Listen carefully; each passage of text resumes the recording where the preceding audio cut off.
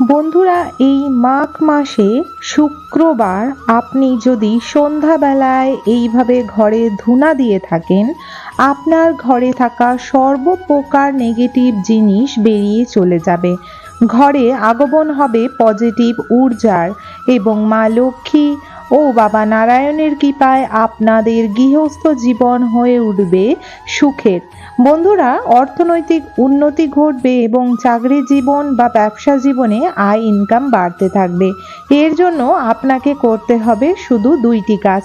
একটি, আপনাকে পুঁটুলি বানিয়ে রাখতে হবে আপনার পূজা স্থান বা আপনার যেখানে ব্যবসা করেন সেই দোকানে, অথবা আপনি যেখানে চাকরি করতে যান সেই যে ডেস্কে আপনি বসেন সেইখানে, অথবা পড়ার টেবিলে যদি আপনি কোনো পড়াশোনার, ধরুন আপনি কোনো টিচার বা স্কুল টিচার, আপনি পদ উন্নতি চান তাহলে সেখানে, বা আর্থিক উন্নতি বাড়ানোর জন্য আপনার ঘরে যেখানে টাকা পয়সা রাখা হয় সেইখানে রাখতে পারেন। বন্ধুরা, এটি বানানো খুবই সোজা এবং এই জিনিসগুলি স্বয়ং মা লক্ষ্মী। এটির জন্য আপনাকে কোনো এমন জায়গায় গিয়ে হেনস্থা হতে হবে না যার কারণে আপনি এই জিনিসগুলি পাবেন না। এগুলি দশকর্মা দোকানে আপনারা সর্বদাই পেয়ে যাবেন।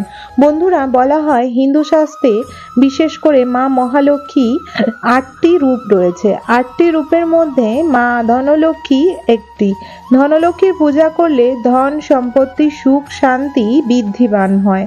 বন্ধুরা, এর জন্য আপনাকে কি কি করতে হবে সেটি বলে দেব। তার আগে একটি ছোট্ট অনুরোধ করব, সম্পূর্ণরূপে পুরো ভিডিওটি দেখুন। ভিডিও তথ্যটি যদি আপনাদের কাছে ভালো লেগেছে অবশ্যই একটি লাইক করুন।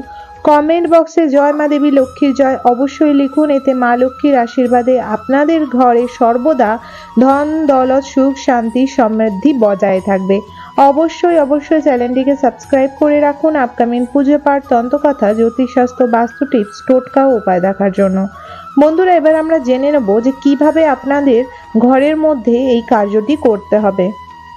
আপনারা নিত্যদিনে যেমন পূজা দেন সেমন সন্ধ্যাবেলায় পরিষ্কার বস্ত্র ধারণ করে হাত মুখ ধুয়ে গঙ্গা জল ছিটিয়ে আপনারা এই কয়টা জিনিস নিয়ে নেবেন।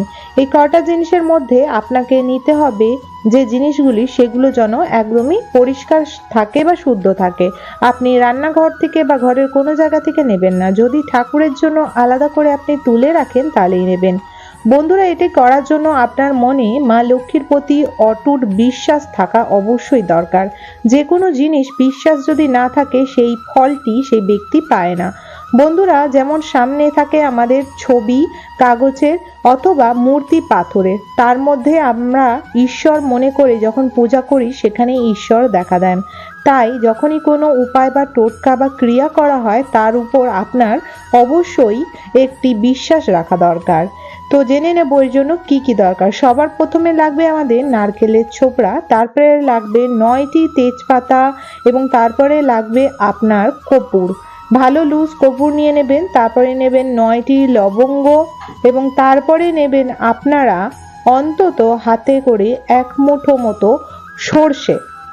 সর্ষে নেবেন। সেটি সাদা সর্ষে হতে হবে। সাদা সর্ষে নেওয়ার পর আপনি এর মধ্যে মিশিয়ে দেবেন ধুনো এবং এটি জ্বালানোর পর ওম শ্রী মহালক্ষ্মী নমো নমঃ মন্ত্র বলে মা লক্ষ্মীকে 3 বার আরতি করবেন।